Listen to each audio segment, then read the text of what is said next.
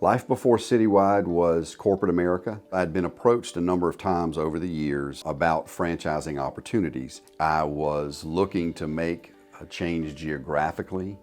This territory with Citywide was open, and I was very attracted to the model.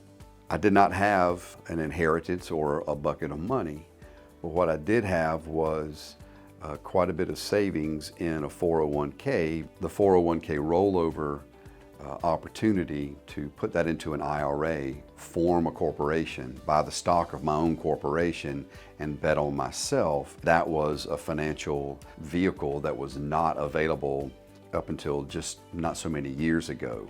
What really attracted me to Citywide was the metaphor of the ripple.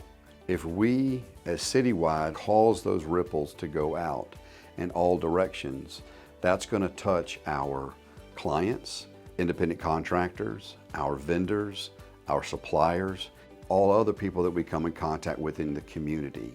I think it was maybe my first or second day here. Jeffodo called me himself to say, hey, heard you're doing great things, welcome to the team, welcome aboard. And I was like, this man took the time out of his day to give me a call and just say, like, welcome to the team. So it's really cool to be noticed and to be more than just a number.